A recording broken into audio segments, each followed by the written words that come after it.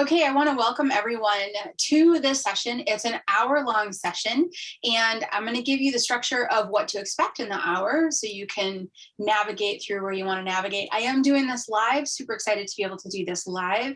And so if you see me reference people in the chat, then that's why.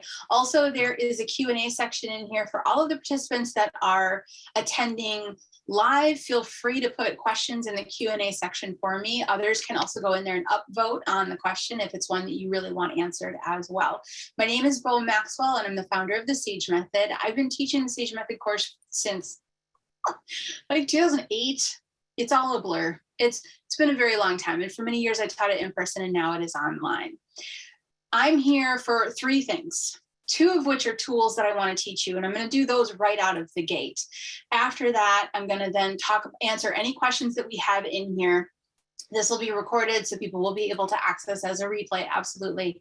Any questions that you have about intuition in general, you can ask, and also about the Sage Method course. At the time that this is being recorded, we are in enrollment for the Sage Method course. It is a 7-week master course on opening up and developing intuition. This is the course I've been teaching for so many years, and so many people at this point now, also globally, all around the world. We have a few people from Australia in here already, who I should say good morning to, even though it's good afternoon for me.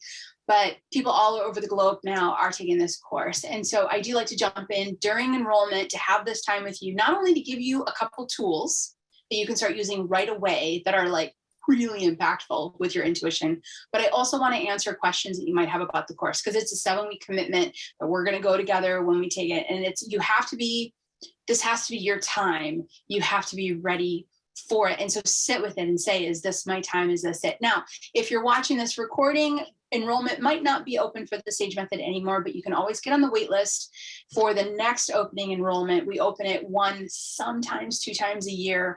And if you're on the wait list, you get first priority to enrollment. So that is the gist of the hour. Now let me break this down. I want to teach you 2 techniques that you can start using right away that's really going to up your game with your intuition. Then I want to answer the questions that are in here in this group about intuition, because if you're asking the questions, chances are a lot of people also have that same question. And then lastly, I also want to answer questions about the Sage Method course itself, because if you're thinking about stepping into it, you might have a question that you want addressed in here. Plus, it's great to get to know you. It's great to get to know you. So like I said, I am Bo, and I'm Isabel Maxwell, but people call me Bo, so you can call me Bo. All right, the 2 techniques that I want to teach today are techniques that I think I want everyone to have. Even if you never step into the Sage Method, you'll have these, and it will help you immensely. The first one is GCP, and the other one is defocus. Okay, let's jump into GCP because it's the foundation of everything. I know we have a couple people in here. Susan, I saw you in here. Some of the Sage Circle members that have been with the Sage Method in the Sage Circle for a while, you know GCP, you know, like the back of your hand, but let's explain it to everyone else. So GCP is ground, clear, protect. It's a formula. Now, when I first opened up back in 2005, I was a complete skeptic. Super short story. My grandmother showed up in my living room, scared the socks off me. And then the skeptic in me, the math major in college, the science-based person, went through 2 to 3 years of trying to figure out how to hone her intuition. After that, my guide said, okay, take everything I've taught you and now teach other people how to do it, because intuition is accessible for absolutely everyone. It's not a gift. It's not special. It's not unique for certain people. We all have it. We all have the 6th sense, and it's the equal strength for everyone. It's how much time you devote to tuning into that sense. Okay. With that said, I'm saying that because I want to explain to you why GCP is such a foundational tool. The biggest obstacle you're going to run into, okay, well, one of them, let's be fair. Some of the other ones are, not knowing if it was your imagination or not, and doubt. So there's some other big obstacles, but this one is really big because it's your energetic body. And a lot of us were taught to take care of our physical body, but we weren't taught necessarily to take care of our energetic body. Some of us weren't even aware, including me. When I opened up, I didn't understand that I had like an energetic body and that there was energy flowing in and around and outside of me, and that I was being affected energetically by other people and locations and situations. So when you start to acknowledge your energetic body and take care of it, which is super simple. I'll show you how to do this. It's super simple. And even if you're listening to this going, oh, I know how to do this. I don't do GCP, but I do this other thing. Okay. I want you to give this a try, because I have come across so many people who have been taking care of their energetic body. Okay. For those who haven't, you're in super big luck right here, because you're gonna learn something that's really, really helpful for you. For those of you that are aware of your energetic body and you're like, oh no, I do this and this and this and it works great, I really want you to try this. I have met so many people that said the process of GCP in that order was a game changer, and it amped up what they were already doing. And it never hurts, right? It's free, it's easy, it's super quick, you can do it. So hang in there with me on this one just for the next 7 or 8 minutes while I teach you how to do it, and then start doing it and give it a try. So for all of us across the board, this formula is worth taking some time, investing in yourself and doing it. At first, ground, clear, protect, you're going to ground. I'll walk you through that. We're going to clear out old energies that are no longer yours. And then you're going to use protection, which is not so much protection as it is filtration. So I'll walk you through those. What I want you to really kind of grab in this concept is what you're going to achieve as a result of doing GCP. As a result of doing this, and you do it, I tell people do it once or twice a day, in the morning and night before you go to bed. You can do it whenever you want to, if you're out and about. When shopping malls were really big, I used to do it before I walked into a shopping mall because it was very helpful. In essence, what you're doing is you're clearing out what is not supposed to be in your energetic system, the emotions and the energy that you're carrying, perhaps from strangers or a situation that you went through. But these are energies that you've absorbed or you came into contact with, and by no fault of yours, they're now within your system, and so they're bringing you down. Have you ever started a really great day, got halfway through the day, and you went out and did errands and you came back and you're like, oh, but you can't really pinpoint why? It's because you probably picked up some heavy energies from some other people along the way. So this GCP is going to create your space. It's going to ask for Mother Earth's help. This is grounding. It's going to clear out the old, meaning get rid of negative energies that are not on your path or for your highest good. And it's going to set up a protection, like a bubble around you that says, the filtration, allow in what's for my highest good and do not allow in what's not for my highest good. Now, the result, that's what I was getting to. Why are we doing this? Because, like I said, we merge with people in public and walk around and we do different things, or even a comment can come through online and that energy can come through. Here's the kicker for those, especially of us who didn't know that our energetic bodies are so important. Everything that happens to you happens to your energetic body first. Your energetic body is within you, but it expands outside of you as well. Reiki practitioners and other energy workers, all energy workers, are very familiar with this. If you're curious about what I mean by that, take a quick minute here. Put your 2 hands together, move them in and out without touching them, and keep doing this for a little bit. You're going to start to feel something between your hands. For some of you, it could be heat or a magnet sort of feeling, or it could be pressure or tingling. For me, it's usually tingling. What you're doing is you're feeling the energetic body and the energetic body connecting with one another and creating a sense in your nervous system, in essence. So things outside, let's get back to that. Things outside, this could be visually a comment that came through that you read online. It could be a noise that you heard that's harsh outside. That noise, that comment hits your energetic body before it ever hits any of your 5 senses, meaning your energetic body is going to pick up the energy of that noise, that negative noise, before your ears ever hear it. Your energetic body is going to pick up the vibration of that negative comment online before you ever actually read it. This is how the energetic body works. It kind of steps out into your world before you do. Hopefully now you're starting to see how valuable this can be. So GCP is a game changer. It's gold. It's wonderful. Eventually it takes less than 30 seconds to do it. At first, it's going to take you a little bit, but your body will get used to it, and it's an intention practice. So for me today, it looks like this. I close my eyes, I ground, I clear, I protect, I'm done. That's it. What does that do? It says, hey, I'm acknowledging my energetic body. Energetic body, I see you. I see you. Okay. And by acknowledging it, you're more in tune with it and you're taking care of it. This way, when you have ground, clear, protect, and you have that space around you, that bubble that's like a filter, when that noise comes in, if that's not supposed to energetically be on your path and stick with you, the energy of it isn't going to come through the bubble. You might still hear it, but here's what's really cool. And I wish this for you very soon after you start using this practice. You'll still hear the noise and it won't bother you. It won't bother you. Why?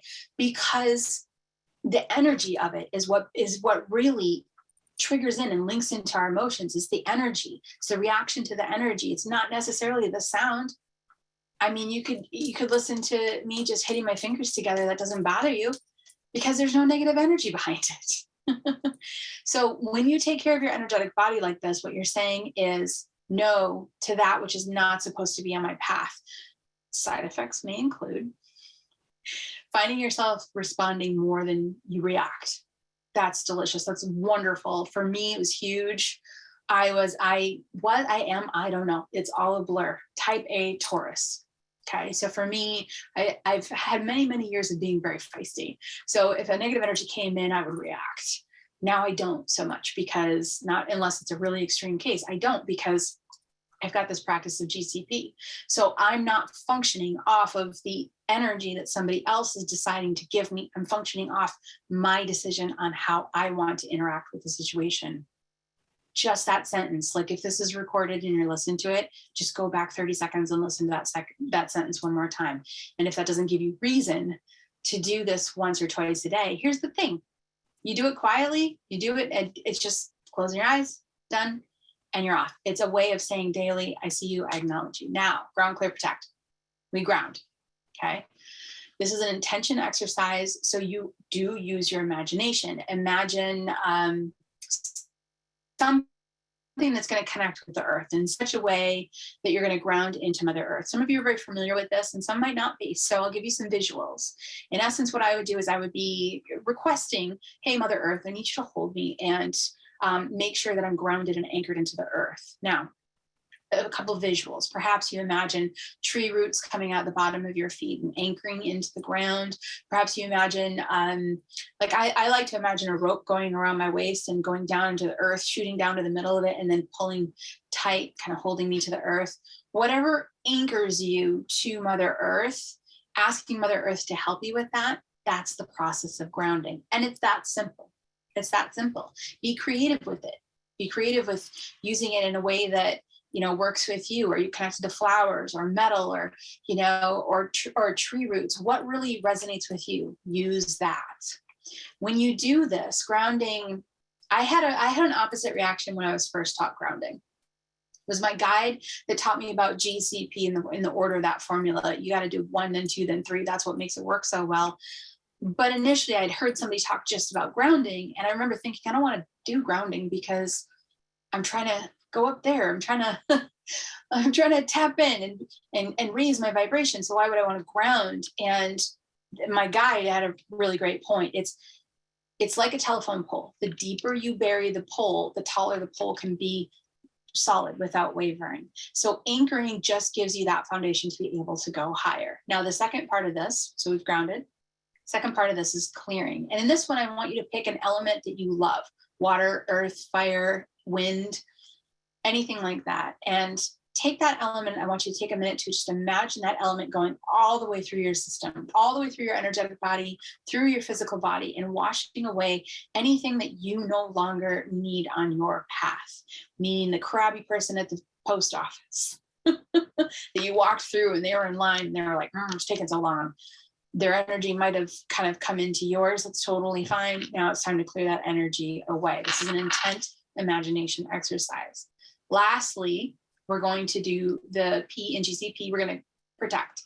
If you don't have a visual, and I do encourage people to get creative with it, but if you don't have a visual, start with a bubble around you. Imagine or feel a bubble around you. Maybe give it a color or a texture or something. So maybe it's metal, some sort of a bubble. The key to this step is going to be to program this protective bubble to say that which is supposed to be on my path is allowed in. That which is not supposed to be on my path is not allowed in. All right, there's a reason for that. I'm going to give you why we say that little speech. 1, 2, 3. Oh, I'm going to answer a question here. It's a really good one. 1, 2, 3, ground, clear, protect. We ground, so we can go higher up. We can access more into intuition, intuitive experiences, connections with loved ones, et cetera, et cetera. Clear, we get rid of the junk because the junk's in the way. And that's what intuition is all about, decluttering. The more decluttered you are, the more your intuition is open. I'm going to pause because I can even feel some people going, that's why when my life is really busy, my intuition doesn't work. Bingo.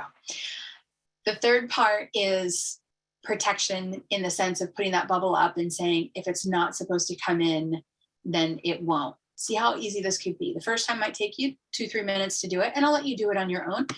But eventually it's just quick, ground, clear, protect, and then just get going with your day. I do it twice a day, sometimes in the middle of the day if I'm going to go into a situation that's really, really heavy.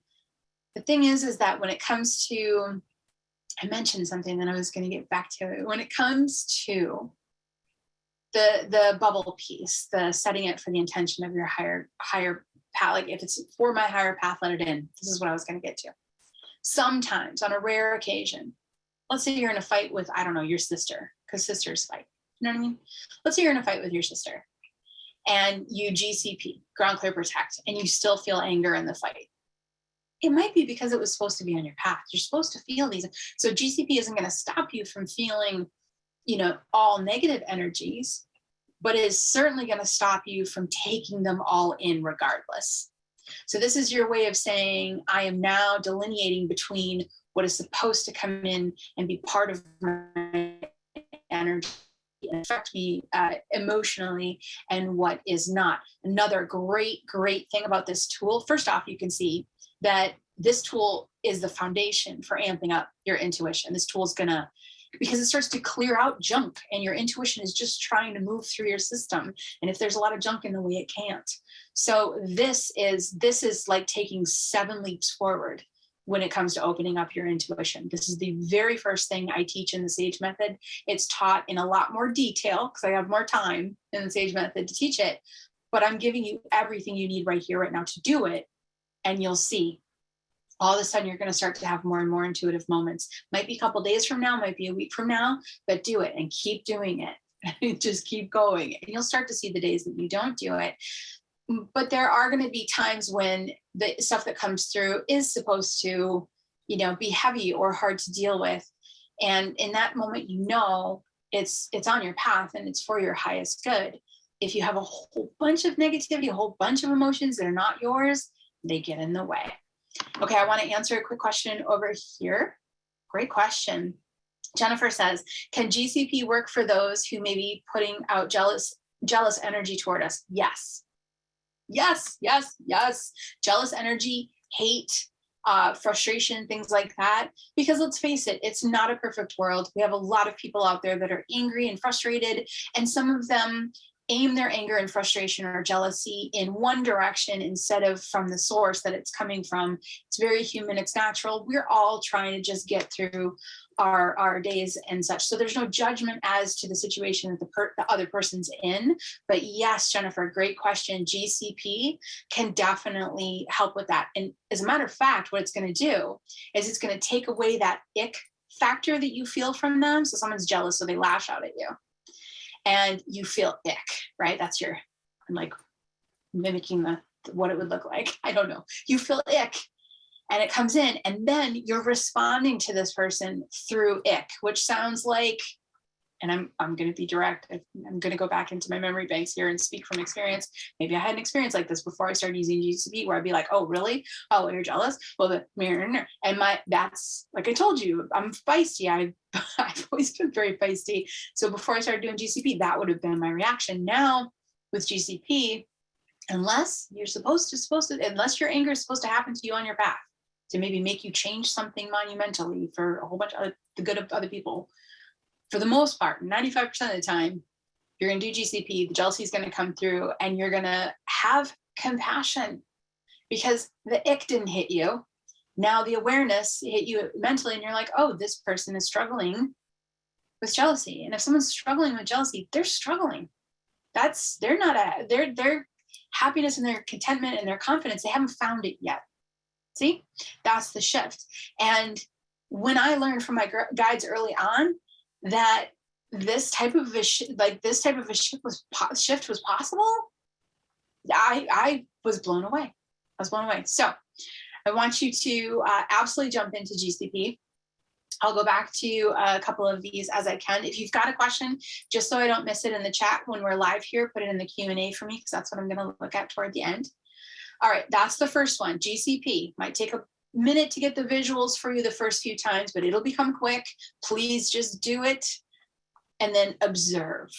Observe the difference it makes in your life. Use it for the rest of your life. Tell someone else about it. You know what I mean? Just like, and let people know that this is a way that they can love themselves and care for themselves. Okay, second tool. Here we go. This tool is one of my favorites. I have so many. There's so many tools. That's why this Sage Method is 7 weeks long. There's so many tools. But this is one of my favorites. And this one, for some, they're like, oh, yeah, I kind of got that. But then for some, they're like, okay, I didn't expect that. And wow, that's how I reacted when I first learned this tool from my guide. It was really cool. So I'll start with asking this. Have you ever had a moment where you saw something out of the corner of your eye and then you turned to look at it and it was gone? Okay, start there. And I'm going to bring your intuition into focus. All right. The reason why that happened is what you are looking for when you're trying to use your intuitive sense. What you're looking for is not in the solid, it's in between. Okay, our loved ones, our guides, messages, energy, none of this is in the solid. So think of this in terms of molecules and the space in between the molecules. Okay. Molecules are the solid. And if you crack open an old science book,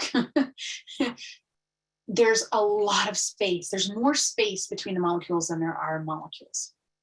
So this agreed upon reality, the screen that you're looking at right now, the phone that you're holding, or the television that you're looking at, whatever it is, however I'm coming to you here in this video, that is made up. What you're looking at when you look at that solid object, you're looking at the molecules. But everything we're trying to see, everything we're trying to feel, see, smell, hear is not in the solid. Okay, so if we take this one piece of knowledge and I say to you, defocus, that opens doors for you everywhere. This is why people do scrying. This is why mediums and intuitives, when you sit with them and they're doing a reading for you, they might stare off into space. You know, this is how I read. Like I go, it's an automatic at this point. I tell students, defocus your sight. Let go of the agreed upon reality. Let go of the molecules and relax your sight so you can then open up to seeing what is in between those molecules. Sit in front of a wall, 4 or 5 feet away, blank wall, nothing that can draw your attention, okay? Focus your eyes in between you and the wall in space. Let your eyes defocus. Candle, people will look into the light of a candle and kind of defocus their eyes. Scrying mirror, SCRYING, Google it. It's an old technique that people still use today, and it's defocusing. For I'm trying to think of a bunch of other people. There are readers that look into bowls of water that helps them to defocus. There are, we've got scrying and crystal balls. Crystal balls, a way of defocusing. These are all different tools. None of them are the right tool or the wrong tool. And it's all how you use it, right? But if it allows you to defocus, you've done it. Now back to the corner of the eye. When you see something out of the corner of the eye, I'm hoping you're putting 2 and 2 together here. You see it, it really is there, because in your corner of your eye, in the corner of your eye is your peripheral. You are defocused. when you turn to look at where you think you saw that, well, you did. So you see something peripheral eye and you turn to look at it. When you turn, your eyes naturally, habitually land on something solid, a wall, a table, a chair, because you are searching for that thing.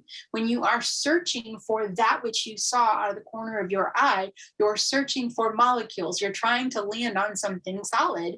And when you do that, it disappears. Did it disappear? It didn't disappear. It might very well still be there. It might be your Aunt Marge trying to say hello to you, being like, hey, kiddo, I love you.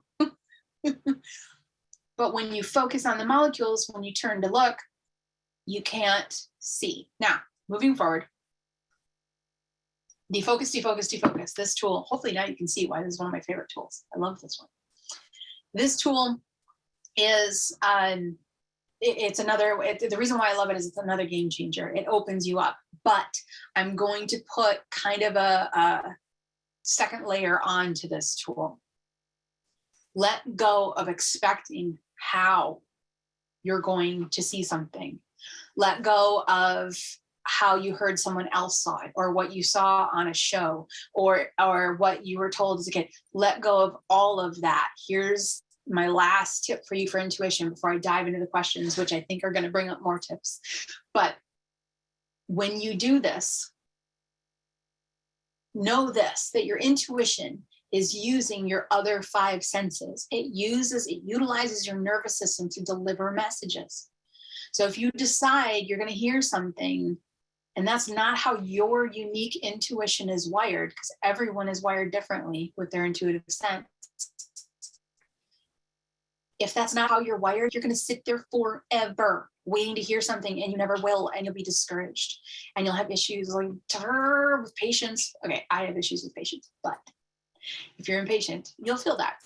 So stay open to all the ways it can come through. So when you sit in front of that wall and you let your eyesight land between you and the wall, and you defocus and you relax, stay open. Even if you have to say to yourself, I'm open, I'm open, I'm open in any way this comes in. I mean, I have goosebumps just saying that right now. I'm open, I'm open, I'm open any way this comes in. Then that's when you will start to discover your strengths. All right. So we're doing great for time. Those are the 2 tools that if somebody said, hey, what can you tell me right now to get started? Those would be it. Those would be the 2. And you'll take off and you'll launch with those. Just know that your intuition is your 6th sense. It is just as strong as everyone else's. And it's there. It's always been there. It's just a little covered up. And we need to uncover it. And we have some habits. We have some habits of not knowing or taking care of our energetic body, not knowing or thinking about the fact that, like, the habit of just focusing on things that are solid. These are very, very real habits. Very, very real habits. Okay, I want to jump in here to the Q&A and answer some questions about not only intuition, but also answer some questions about the SAGE method as well, in case people have that question. Because like I said, it's a big course, and it's literally everything that my guides taught me in the first couple of years. I ended up becoming a professional medium year 3 of opening up. So I went from complete skeptic to professional medium in 3 years time. And, you know, for some that take the SAGE method, I love, and it warms my heart that they become professionals sooner than I did. I had to stumble through it, but I will say, and it's because, you know, when somebody puts it all together and say, here's a bunch of tools, try them out, see what happens for yourself. It works. Use this to your own unique intuition. It works. But I will say that probably about 90, I'll answer this one right out of the gate, because I know this is a very popular question. I would say about at least, I'd like around 90 to 95% of the people that take the SAGE method course take it for personal reasons, not to become a professional intuitive or a professional medium. They want to use their intuition in their day-to-day lives. They want to get their own answers. You know, they've maybe gotten readings from other people. They're aware of it. They see what's possible. And maybe you think that that's not possible for you. That it is. It is. I have spent years, and sometimes in joyful tears with people who finish that 7th week, and they do these really cool experiments in that last part of the course to show them now, as a result of applying all the tools, how they can access their intuition, and they see things and hear things and feel things that they were like, wow, I never thought I could have done this. And it's just joyous, and you can use it in your regular life. I gotta tell you, it makes life fun. It really does. It really does. And it's kind of a joking example, but it's the kind of life where you wake up and you're like, oh, haha, call me Sally. And then you open the front door and, a stranger walks by to say, oh, hi, nice to meet you. I'm new to the area. My name is Sally. It's a bit more magical, a bit more whimsical, and a bit more loving and supportive of yourself, because you're putting yourself first, which opens up that intuition.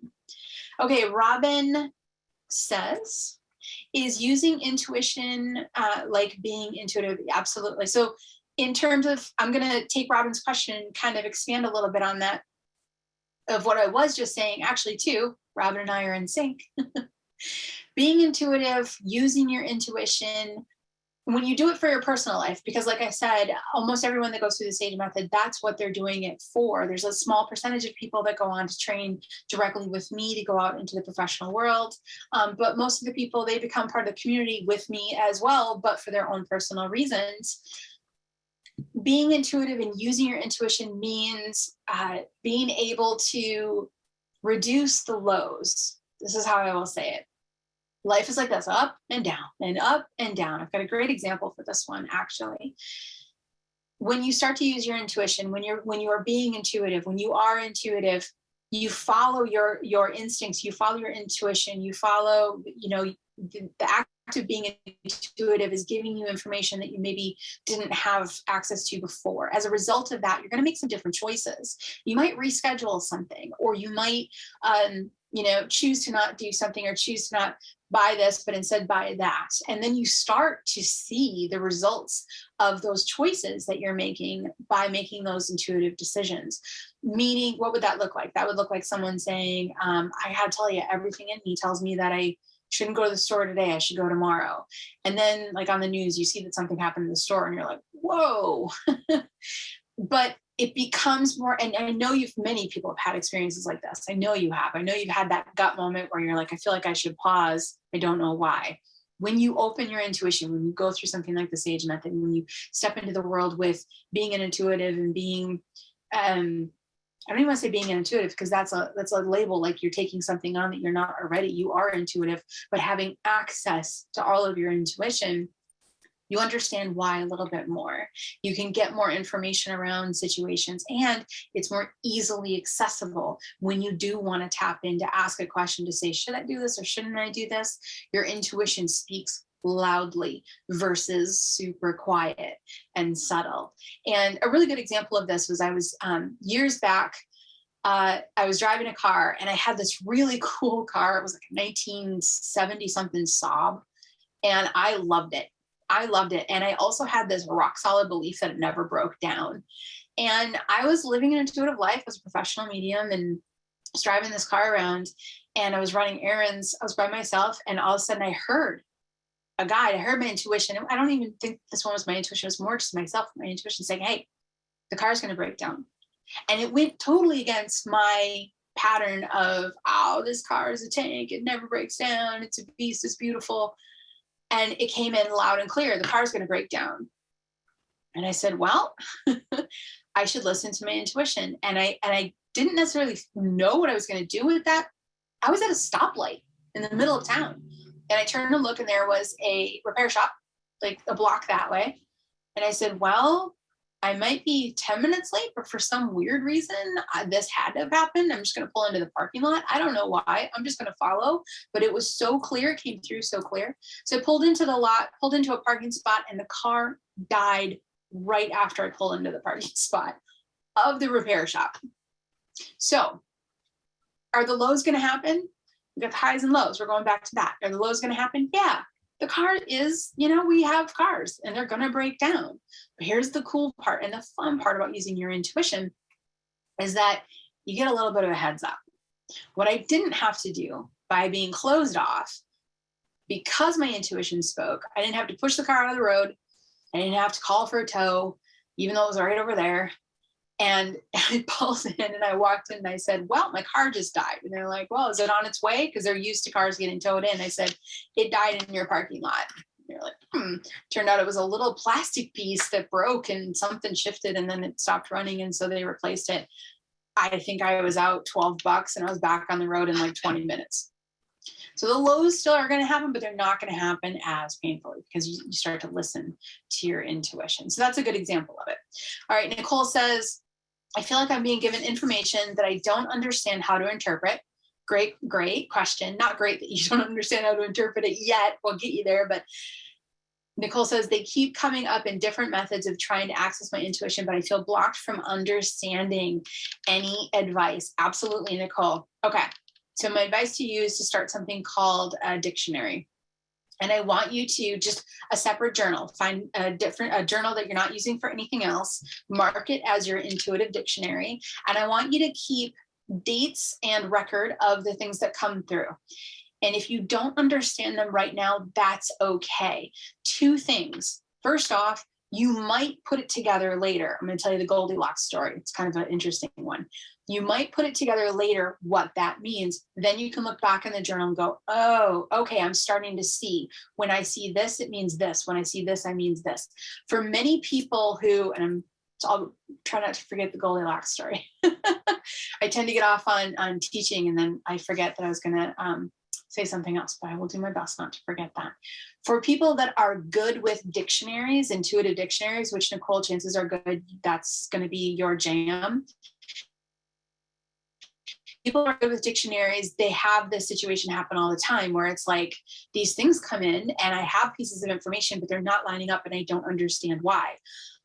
For people who are very good with dictionaries, most likely like yourself, pieces of information end up being very symbolic and then they represent something. Maybe you've seen a professional intuitive or medium say, oh, when I see this color flower, it means this. They use a dictionary. And so dictionary is a great way to help you translate the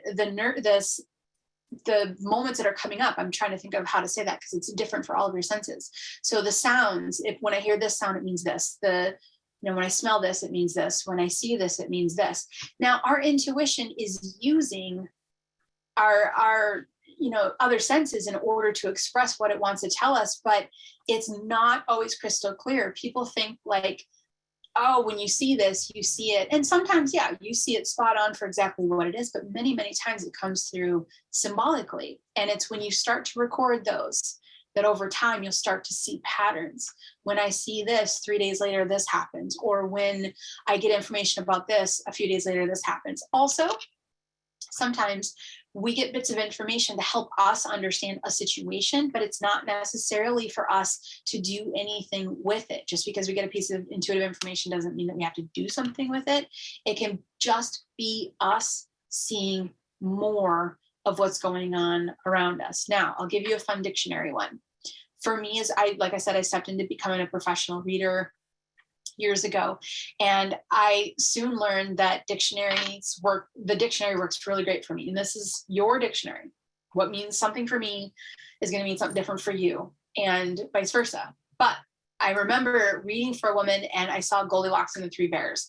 And I remember saying, I don't know, Goldilocks and the Three Bears. She's like, that doesn't make any sense. And I was like, okay. And, do you like stories? She's like, no. A couple months later, another woman comes in and I saw Goldilocks and the Three Bears again.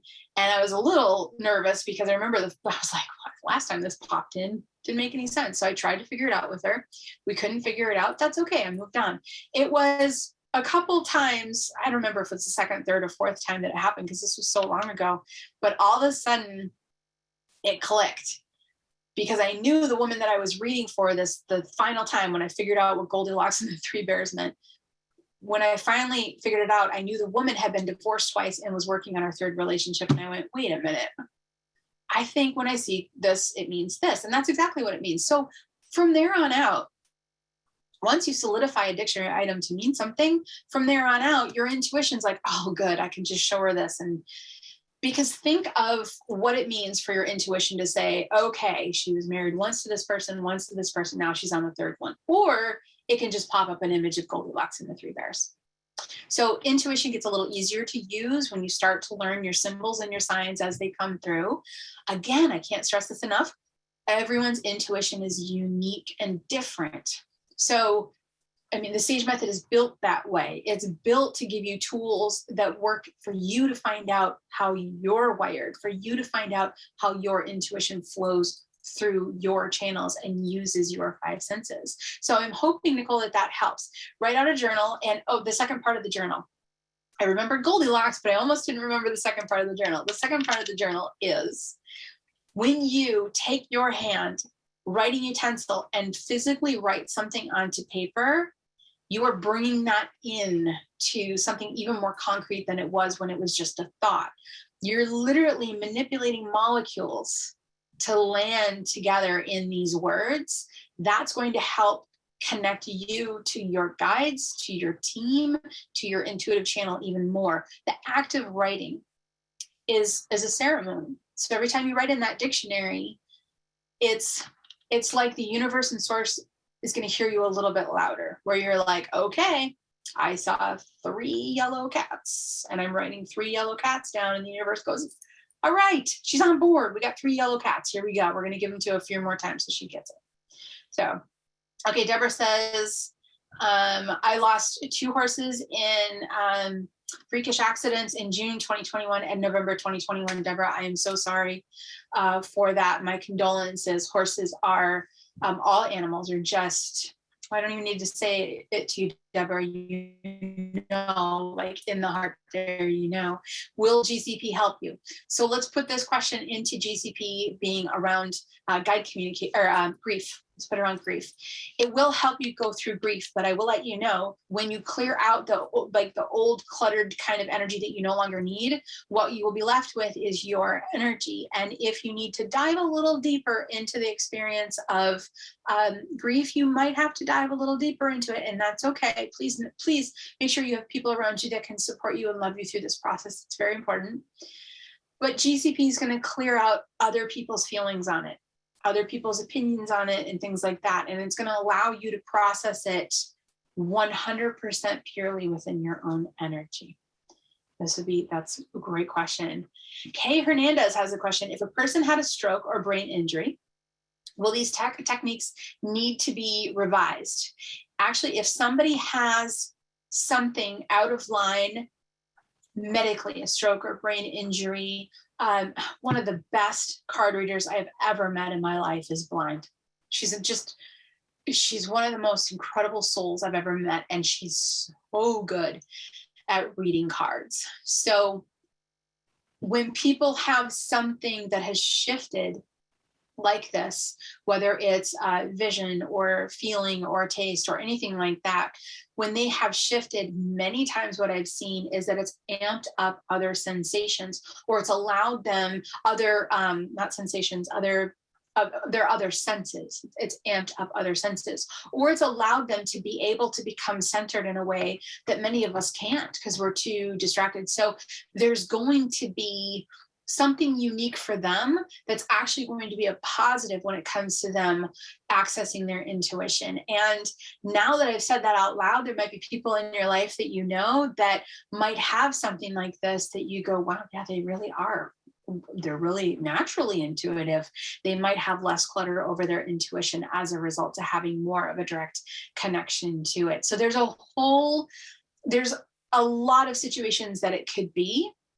But the techniques themselves, ground, clear, protect, just ground, clear, protect. It's intent. That's the word I'm looking for. It's an intent process. So it absolutely works.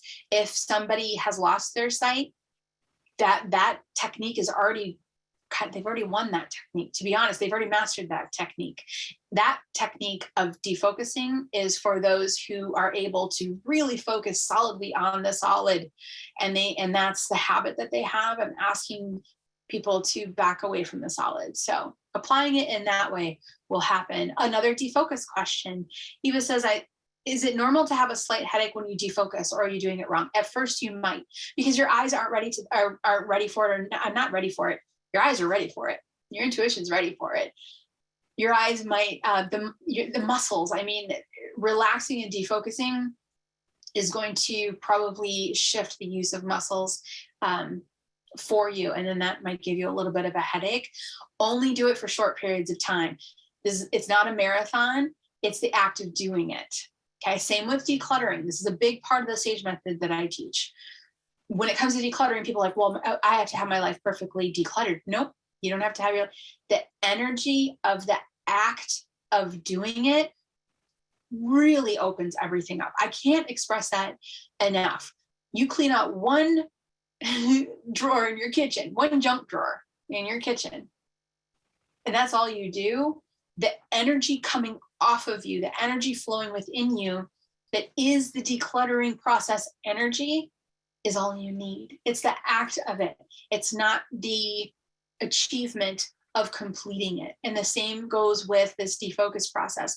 The act of sitting down and say, I acknowledge that I need to defocus to see, feel, or hear what is in between. And that's what I want to see, feel, or hear. Just the act of sitting down, that energy comes out. The universe hears that, source hears that, guides hear that. They come in and they say, okay, they're doing it, they're sitting here and they're doing it. So it's the intent puts the energy out. So only do defocus long enough that it doesn't cause you the headache, and then maybe do it once a day. Christine, this is, what do we use refocusing for? Refocusing to get back to being human. This whole path is not about being lost in our intuitive space. It's about a balance between the two. I mean, I have two awesome kids. I travel constantly. I love my human life. I love my human life even more now, having walked through everything I went through before the SAGE method was born. I still use tools from the SAGE method. And I can tell you that the tools that I gained in that process with my guide that ended up getting packaged into the SAGE method, those tools have changed my life in so many good ways. I can set healthy boundaries. I can manifest what I want and bring into my life, like the things that I want. Well, I mean, if I want a new car, I'll manifest a new car, but it might not be like, a BMW X7 tomorrow, but, or it might be this, or it might be that, or I might want a trip, or I can manifest the things that I want now. Manifesting becomes easier. The human part, though, is really important. This is about balancing the human and the spiritual, not getting away from the human stuff. So the refocusing is getting anchored back into this experience. So when we anchor back into this experience, we can use it for that. We can also use it to be more grounded in a situation that we need. But refocusing is an act of coming back into the human balance and the spiritual balance and the human balance. When we really open up our spiritual path, we find that the deeper we go down the spiritual path, the more that affects our human path in a positive way. And then we start to heal some of these things that have been roadblocks for us over and over on the human path. This is how it unfolded for me. And this is how it's unfolded for thousands and thousands of students that I've taught. And it's really, really, it's a beautiful thing. People have said, hey, would you ever go back to your life before opening up, before everything went from 0 to 100 spiritually? No, I wouldn't, because I'm so much happier today. But I do use refocusing to anchor back in, especially if I'm doing something really, really human, having some human fun. Birthday party, focus. Stacy says, I was wondering how to overcome to get past the fear. I've had quite a few experiences. Great question, Stacy. I've even started hearing things in the night and in the morning, seeing lights and orbs in my room at night, things moving in the bed, pulling at the feet. Does this SAGE method help get over this stuff? Okay, yes, for a few reasons, but I'm going to jump right on board here and say GCP right now. Before you go to bed, do another GCP of your room, that kind of thing. I'm not fearful for you, but I know what that's like, to go from being complete skeptic, having nothing happen, to all of a sudden now I'm walking through my house to go to use the restroom in the middle of the night when I wake up or something, and I can see something out of the corner of my eye and I refuse to turn and look. But there's some fear there, and I completely respect that, because it can be very, very real for many people. What I will tell you is GCP, number one, GCP, GCP, GCP. Number 2, please trust that your guides really aren't going to give you what you can't handle. You're not going to give yourself what you can't handle.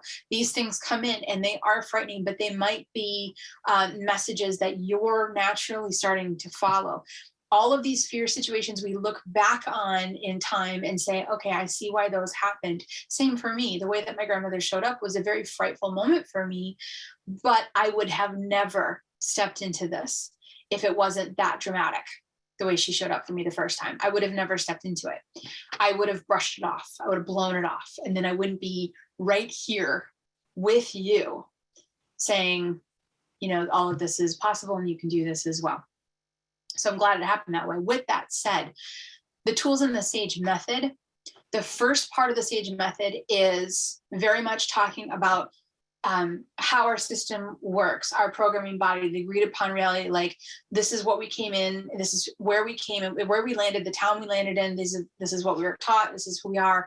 The first part is really looking at who you are as a spirit, what your core is, your soul, food for your soul, what works for you, what doesn't work for you. The second portion of the SAGE method, because it's a formula, and it's the formula that opens people up.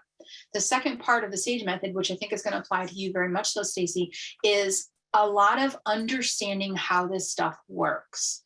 When you understand how intuition comes through, how spirits come through, how they interact, their crossing over process, soul groups, soul mates, how the higher self linear is formed, linear time, all that kind of stuff, how the higher self forms these lives on earth, like all of that. When you have that concept and those understandings, it gives you the knowledge you need to understand how to navigate intuition. And when you're being intuitive, you're navigating in an arena that you're not so familiar with and you don't really understand, but this gives you an understanding of it. It's kind of like being introduced to never seeing a car before in your life, and then all of a sudden you're introduced to it and someone's like, look, there's a car, and then they shove you in the driver's seat and say, drive it. That's what it's like to just jump into using intuition without really understanding how it works. But instead, the SAGE method said, look, here's a car. This is your intuition. You can drive it. You can access it. You can drive it when you want. Here's how the engine works. Here's how it goes forward. Here's how it parks. When you understand how intuition flows, it's going to give you a little bit more of that security. But I'm here to tell you, I completely respect, Stacy, that there are some things that can be a little bit frightening and fearful. And what if I see this? And another thing, I'll leave you with this. Another thing is that when I first started, I didn't have anyone to talk to or to relate to or to help me. And I literally found a therapist that was open to the possibility of this is what's happening. And just such a kind man. He was so wonderful. And I went to therapy for the first 2 years because I was trying to come to terms with what was happening to me, because that's how much of a skeptic I was before this happened. And this was back in 2005, 2006. But one thing he said to me when I was opening up and starting to see more and more and more, one thing he said to me is, it sounds as if you just need a context to this. So think of it this way. If you lived your entire life never seeing a tree or a plant or green grass, nothing green outside, and then you woke up one day and you walked outside and there was a tree and grass and a whole bunch of greenery, it's going to startle you. But eventually you start to go, oh, okay, that's a tree. No, that's grass. It's not going to hurt me. I mean, on a rare occasion, there's a tree that's going to fall down and could, land on your foot, but super rare. For the most part, the majority of what's in between and the majority of what you're accessing intuitively is all very positive. And you just start to learn that it's there. You build a context for it. Okay, Patricia says, does intuition come from your higher self, guides, or both? Comes from all of it. So think of your intuition as a sense that you have that is your spirit linked into your physical body. In the SAGE method, I talk about the 3 bodies. There's the physical body, the programming body, and the spiritual body. Physical body, this thing. We know what that is. The programming body is your mind that is on this linear timeline. And then the spiritual body is your spirit. All 3 of those things link together in order for us to have this experience here on Earth. Now, the senses, the five senses, are linked from the spiritual body to the physical body, and they're linked through that programming body. So all of them have contact with those senses.